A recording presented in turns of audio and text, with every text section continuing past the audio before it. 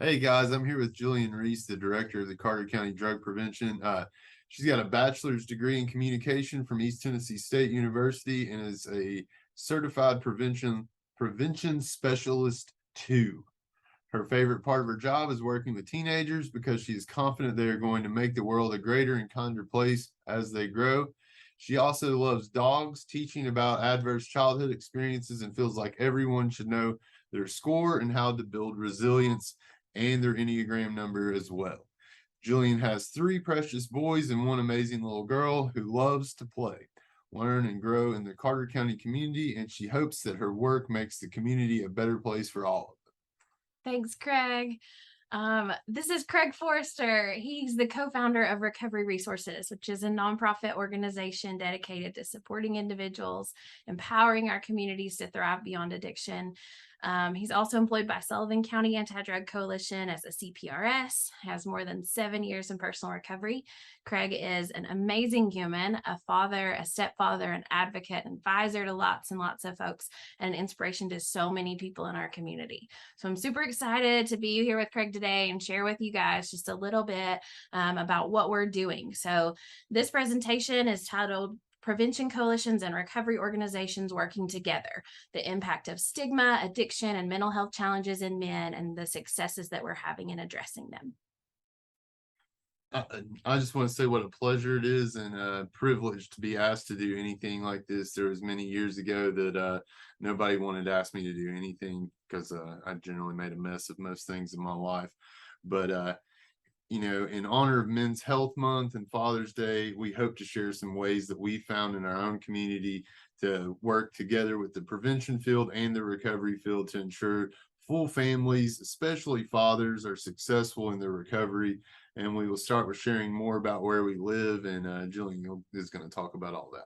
Yeah, so we are right in the heart of Northeast Tennessee, which has really been plagued by the opioid epidemic, generational cycles of trauma and abuse, and just real struggles in our rural community. The Appalachian folks that are nestled in our community are spread throughout many, many miles of mountains and valleys and rivers and just beautiful landscapes. But those things also create challenges for folks in our community because we really have folks that are stuck in these cycles of unemployment, of poverty, a lack of resources, loss of hope. We don't have public transportation readily available. Mental health issues are really common, and we don't have enough services for those folks that need them. So, after many years of these struggles, many families turned to manufacturing methamphetamine, increased their tobacco use, alcohol use. Sometimes, when that wasn't enough, began doctor shopping for prescription medications that they could access. We have really high numbers of Juuls and e-cigarettes throughout the past few years. And we're also beginning to see lots of struggles with CBD as that becomes more commonplace in our community as well. Really just that general kind of thought that this is going to fix folks, help them forget what's going on, and just really stand in the place of healthy coping skills. We know that ACEs scores in Northeast Tennessee are higher on average than many other places. Instances of domestic violence and things like overdoses are also already high here in Northeast Tennessee. And then throughout the past few years with the COVID pandemic, those things have increased substantially. And today we're really going to try to focus on how to work with the mental health and the substance abuse issues and looking at them not as separate, but how are we going to treat both of those issues together, and how a lot of times we fail people when we focus on just substance abuse or just mental health. And when we look at both of those things together and integrating their fatherhood and taking care of their mental health and their substance abuse, we set guys up for success and we set their kids up for success as well. Yes, absolutely. And so I'm going to share just a little bit of data with you as far as why we're particularly focusing on men in this conversation that we're having with you right now. We know that men are more likely to die of an overdose. They are less likely to seek treatment, and they're more likely to have successful suicide attempts. And we looked at several different studies in preparing this presentation. One said that 53% of young men feel like society expects them to never ask for emotional support. So really digging into that toxic masculinity and looking at lots of surveys throughout the past several decades that show us that men of all ages, all stages, all ethnicities are less likely than women to seek help for any of their problems, whether it be depression, substance use, stressful life events. So even though they're experiencing hard things, they are less likely to seek help for those things than women are. We also know that we kind of, particularly in our Southern culture here in Northeast Tennessee, we begin this at an early age. So we have from very early on, we tell our boys to be tougher. We tell them not to have emotions. We tell them not to be sensitive. And so they see these things from the men in their lives, from their own experiences, creating these social norms, and then they really end up with this pressure inside themselves to display these things, to be the perfect male, and to never show weakness. We see an increase in aggression because, again, when we're not managing our emotions or talking about our emotions, it can absolutely manifest in aggression. So we know that 67% of 18 to 24-year-olds felt compelled to display that hyper-masculine behavior in tough situations. So they weren't comfortable sharing their emotions in a healthy way. And we also saw that 55% of those same folks said crying in front of others would make them feel like less of a man. So we really feel like all of this stigma and all of these things play together in the lives of men to create these unhealthy situations. And so we're working together as a full community just to try to repair some of that and really meet folks where they are. So, in the Southern culture that we mentioned, we know that men are around 3 times more likely to overdose than women. They're far less likely than women to seek that professional support that they need. They're also less likely to disclose any mental health struggles that they have to friends or family. So, we know that around a third of men waited more than 2 years from the onset of their symptoms to share with family or anybody else about any problems that they were experiencing. So to help meet some of these challenges, we're asking guys to take their own experiences and to use them and to help create a healthier community. Uh, One thing that we've noticed is we need to try to convince men that it's okay to talk about what they need and that we all experience this as men. You know, Jillian was going through all of the data there, and I was thinking back on my childhood and in my early adult life of how it felt to, like, when I would have an emotional breakdown because of my drug use or mental health issues, and the feelings of guilt and shame, like what's wrong with me? Why am I not a man's man? You know, and we, especially here in the South, you know, I grew up in Northeast Tennessee. I was raised here, and we have a whole culture that teaches people, especially men, you know, you bury those emotions, and then if it gets too hard, you either drink at it or you drug at it. So to meet the challenges, people like myself and others are taking our experiences and using them to create a more healthy community. One way to convince men is to seek help, is to convince them that what they're experiencing is normal and that it's not something that's just foreign to them or there's something wrong with them because they're experiencing mental health issues or problems with dealing with their emotions or not knowing how to parent. In June of 2021, we opened our first men's house, and since then we've opened 5 more. um, Most of our guys are criminally justice involved who have lost the ability or know how to connect with their kids. So what we hope to provide them is guidance, mentorship, and a safe space for them to reconnect with their kids so that when they leave our program, they've built that relationship back. They've got a little bit more confidence, and their kids have a level of trust in them where they've seen them do well for a period of time, that they're not worried like my daughter used to be with me, like he's going to do good for a minute and he's going to abandon me again. And we try to instill those things with numerous different programs. You know, we'll have cookouts, have all the kids come over. We did one. We're doing one for the 4th of July. We did one back earlier in the summer. So, the reason that I asked Craig to be here with me today to share about his program in particular is because he truly is meeting the needs of our community. And so, Craig and his team really took their own experiences and created a place where folks could come and get what they needed without all of the red tape that's sometimes associated with recovery. And so, it's a beautiful connection for us as a prevention coalition to be able to work with Craig and his team and meet those needs that they may have with their folks who are in recovery, who are in their homes, and who are parenting and who have kiddos that are going to experience some of the same challenges that their parents have. So some of the things that we try to focus on is to meet people where they're at. We get referrals from treatment centers, we get referrals from outpatient services.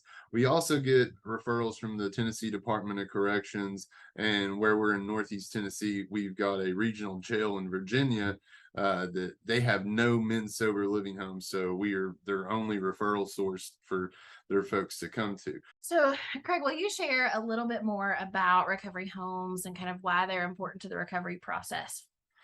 So a lot of our guys come from a place where either they're this is probably not the correct term, but they're coming from either trap houses or prisons, jails, all of those things. And what we hope to provide them when they get there is a level of structure, a level of accountability, a level of community, and a place where they feel like they can love and that they can grow. Um, our guys get to us with limited life skills, a lot of mental health issues, a lot of substance abuse issues, broken relationships, broken homes, and they get to us at a place where they're filled with guilt and shame, and they don't know how to get out of that hole. So when they come to us, we love on them. Sometimes it's a form of tough love of holding up a mirror and saying, "Hey, this is where we're at. Where are we trying to get to?" You know, uh, in the state of Tennessee, we talk about a lot about meeting people where they're at, and we do that. I believe in that wholeheartedly. But where we're at when you get to my house isn't where we're hoping to be. So we'll focus on where we're at for just a second, and then I talk to my guys all the time about how do you eat an elephant? Well, you eat an elephant one bite at a time, because they'll come to me and they'll say, well, I've got all this child support I've got to pay. I've got, to fix my relationship with my ex-wife. I've got to get off probation. I want to get a job. I got to get a car. I got to do this and this and this and this. And I want to get education and, all of the dreams and hopes that they have. And it's like, that's all fine and well, but what are we going to take care of today? What can I do as today that's going to help me be a better man, a better father, a better partner? And so we try to look at those in little bite-sized pieces of something that we can do. I had a guy call me on my way up here today who's wanting to get back into college. He's done 5 years in prison, and it was literally going through the whole process of, well, first off, tomorrow we're going to call the financial aid office. And so when we call the financial aid office, we're going to see what grants are available to us. And when we find out what grants are available to us, then we're going to go register for classes. When we register for classes, we're going to ask to speak to the academic advisor. She's going to work around our work schedule. And he's like, okay, so all of this is doable. And I was like, well, it's doable if you call the financial aid office tomorrow. Without calling the financial aid office tomorrow, we're going to come back a year from now and I'm going to say, what do you want to do? And you're going to say, well, I want to go to school. And I'm going to say, you should probably call the financial aid office. And so it's letting them know that we've been there before and we want to see them succeed. And if they're willing to put forth the effort, we're going to put the same amount of effort into their future that they're putting in, and sometimes a little bit more. And that's why I'll always be Craig's biggest fan, because as you can tell, he's really changing lives and impacting folks in our community in a positive way. It's really a family issue. So when I'm out ripping and running, doing all the things that I'm doing, it's not just affecting my life. Sometimes we look at things through a very narrow lens and it's like, well, I'm not hurting anybody else. And that's just not the facts. The facts are my daughter suffers, my mom suffers, anybody that I claim to love is suffering from that. So if they're suffering from my drugs, then they should also be healing from my recovery. So a lot of what we do in our houses looks like bringing in mom or dad, bringing in the wife, the ex-wife, bringing in the kid, and trying to see if we can mend those relationships. Some are salvageable, some are not. Some are toxic, some are ones that are worth trying to see if we can restore those relationships.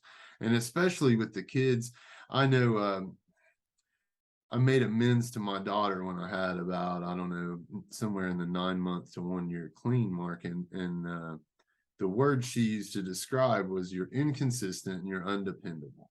So if that was how she looked at me as a father, then I need to learn how to practice the exact opposites of those things. So how do I learn to be consistent?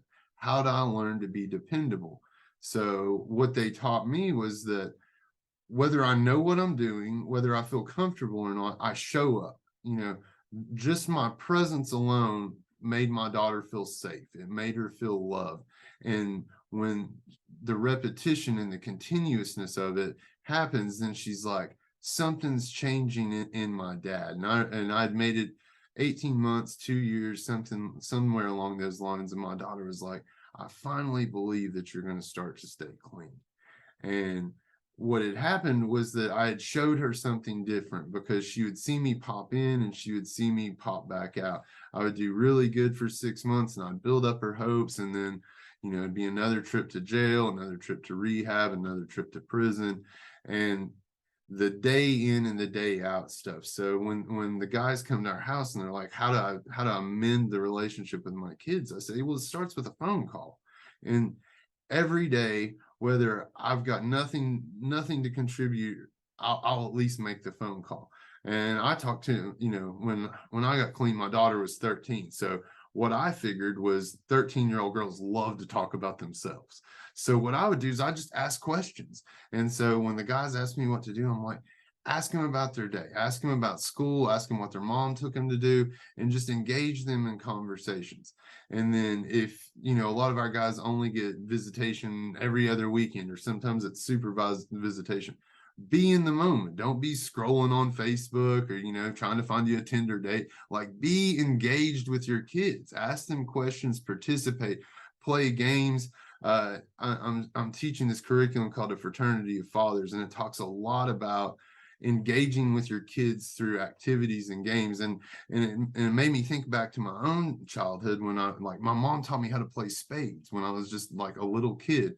And those are, I'm an old dude now, and I still remember those days of my mom taking the time out to participate with me. So we try to teach our guys to do all of that stuff. We'll have different cookouts where we'll have all the families come over. They'll eat together, they'll hang out, we'll listen to music.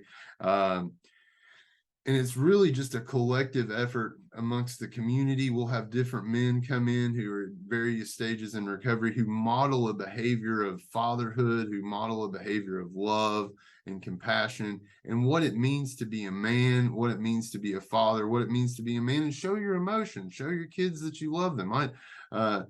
Me and my daughter, we bond over music. We were listening to a couple songs the other day, and I'm in her car crying unapologetically to this country song, and I think she enjoys to see my humanness. She, instead of me pretending that I'm some hardened criminal man, which is really not who I am, I just get to show her soft teddy bear dad who cries over country songs. Nothing wrong with crying over a country song. I loved it. Yeah. So as you can tell, Craig's doing amazing things in our community and really building families, supporting the dads, bringing families back together. And so there are a lot of ways that in our community, prevention coalitions are able to come alongside these folks that are doing such awesome things in recovery and just support them and encourage them. So I'm going to talk just a little bit about some of the ways that we do that, maybe some of the things that you can do at home with your prevention coalition as well. So something that we are able to assist with, as you all know, prevention coalitions are funded to focus on policies. And so something we can do is help with policy change. So working with especially new recovery agencies and helping them develop policies and procedures for connecting families, for keeping kiddos safe, but also keeping them engaged with their parents. So really just helping to develop all of those things. We know that kiddos who have those safe, stable, nurturing relationships are less likely to suffer from the lifelong consequences of that trauma. And so, the more that we can do as a prevention coalition to keep kids connected with their parents, the better off we are, and the more that we're preventing future problems. Something else that we have found really great success with is offering guides for parents so that they feel comfortable talking to their kids. A lot of times, parents who've struggled with substance use in the past feel kind of fake or feel like they're not sure what to say when they're telling their kids, hey, don't do drugs, knowing that they've struggled with that on their own. And so instead of just embracing that in authenticity and saying, I'm not going to do this, something that we do is really try to make sure that we give guides to new recovery programs and programs like Craig's, so that people with lived experience can still have those hard conversations with their kids. We found that a couple of years ago in our community, less than 50% of parents were even having one conversation with their kids about their thoughts on drugs, alcohol, and tobacco. And we feel that that correlates strongly to the amount of substance use and the struggles that folks have in our community. When you have experienced something yourself, it's very hard to say, you don't do this, and feel like your kids are really going to listen to you. So even providing basic guides for the families in these programs so that they have some strategies for talking to their kids is really, really helpful. Um, we also know that dads serve in our community in roles as coaches and mentors. We are all about our football here in Northeast Tennessee. Go balls. Woo! And so, one of the things that is really important for us to do as a prevention coalition is recognize that many of the coaches and mentors in our community have also struggled with substance use, or trauma, or any of these mental health things that we've talked about today. And so, something else that we have found great success with is training our coaches. Talking to the folks that are coaching baseball or little league or basketball or football or whatever it may be, and saying, hey, these guys are looking up to you. And so we know that you've been raised in this culture of kind of toxic masculinity and not talking about emotions and all those things, but how about you help us change the trajectory for these kiddos that are looking up to you right now? So there are a couple of programs we use, Coaching Boys into Men, and then for girls we use Athletes as Leaders. And these are really great ways to equip the coaches in your community with just some simple tips every day after practice, spending 10 minutes with your kiddos and saying, hey, it's important to me that you stay drug free and here's why. Or, hey, it's important to me that, you talk about your mental health if you're struggling with it. Because it's really, really impactful, especially in our teenagers who maybe are becoming distrusting of mom and dad or just really branching out and trying to find their way. They're looking up to those coaches. And folks with lived experience are our coaches, and they have such an amazing opportunity to reach these kiddos. And so it's always really exciting when we have folks that come out of programs like Craig's, end up on the field, coaching Little League, being back involved in their kids' lives, and then are able to take their stories and continue that, really just creating a better community for all of us. Something else that we try to do, and this is kind of an environmental level strategy, is really just change the way our community thinks about mental health and about substance use. So things like sharing stories, social media posts where we're just talking about, hey, we're all struggling with this. If you have this idea of a person who lives under the bridge as a person who struggles with mental health or substance use issues, you're really missing the mark, because it's all of us. It's our doctors, it's our lawyers, it's our construction workers, it's our teachers, it's everybody in our community. And so prevention coalitions can really take the lead on shifting the way the community feels about substance use and changing that stigma, encouraging men to seek help for mental health, for substance use, and even for parenting. A lot of times we feel like we have this, we know what we're doing, we've got it all together. And even those of us who haven't struggled with substance use in the past do not have it together. Parenting is so hard. And the minute you think you figure it out, something crazy happens and you don't have it figured out. And so we just want to change the culture around that to where our community is saying, like, hey, we get it. It's hard. And it's harder if you're in recovery or if you're still struggling with substance use. So really just changing the perception of needing help in our community. We don't want it to be a place where people are in trouble before they ask for help. We want it to be a place where it's normal for everybody to say, "Hey, I'm struggling with this. I'm having some anxiety," or I'm just struggling with my kids and I don't know what to do because my parents were not optimal and I don't want to repeat the cycle, but I also don't know how to handle it. So, great way for prevention coalitions to partner with recovery communities is just to change the way your community thinks about all of these things.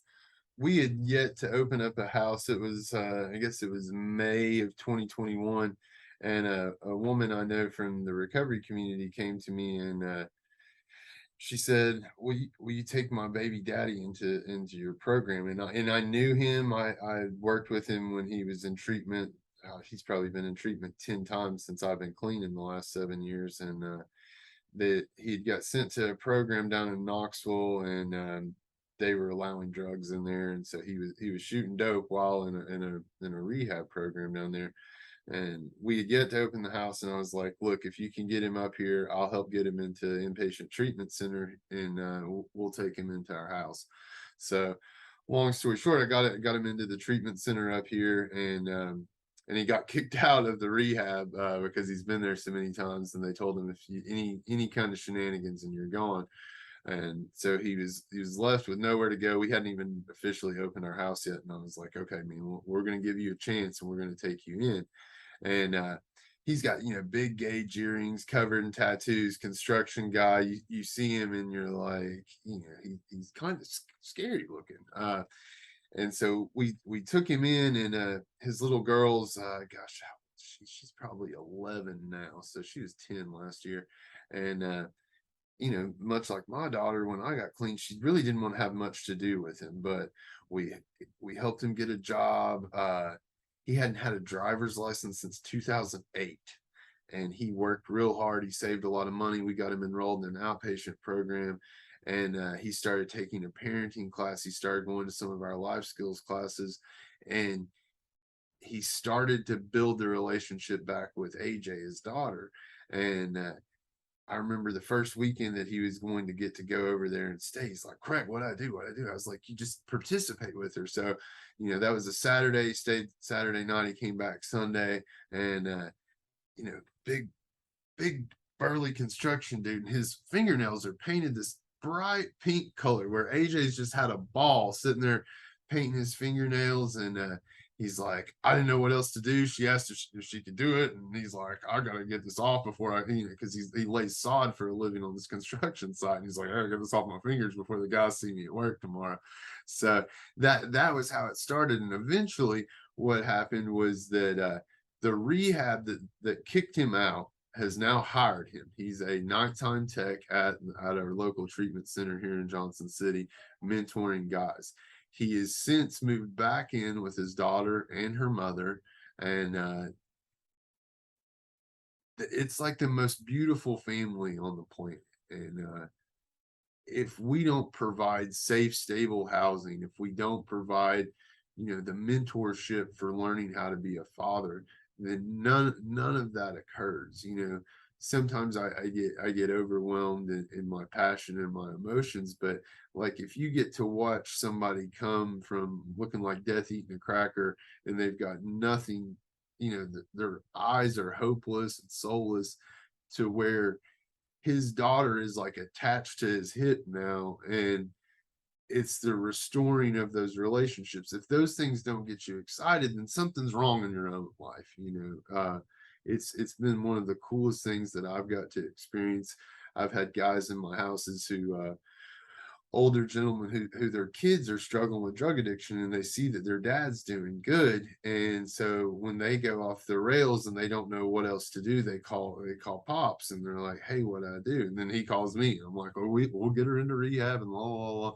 And it's such a drastic change from the lives that they've lived, that I've lived, to be the beacon of hope, to be the place where, as a man and as a father, that I'm a rock in their life, and that they know I'm dependable, that they know that I'm going to be there, and that we can build those relationships back that we've lost somewhere along the way. And when we do that, we build ourselves back from the person that we never really knew how to tap into. It's that whole thing about, how do you create the statue? You know what I'm talking about? There's some fancy story about it where it's like they just chipped away everything that wasn't him. And that's what we hope to provide our guys. Thanks, Greg. So to conclude, I just want to remind everybody that as a prevention coalition or even as a community member, there is value in supporting programs like Craig's, making sure that dads have the tools that they need to take care of themselves, to take care of their kiddos, and really create a healthier community for all of us. So I know Craig feels some days like he's not doing a whole lot, but on our side, it feels like he's absolutely changing the world one dad at a time. So if you are Craig's biggest fan like me, you can learn more about recovery resources at www.recoveryresources.org, or you can learn more about us at Carter County Drug Prevention at www.cartercountydrugprevention.org. We're so grateful that you let us share with you today, and we hope that some of the things that we have shared can be taken back to your communities and implemented in some way. So thanks for letting us talk to you. Go Vols. Bye.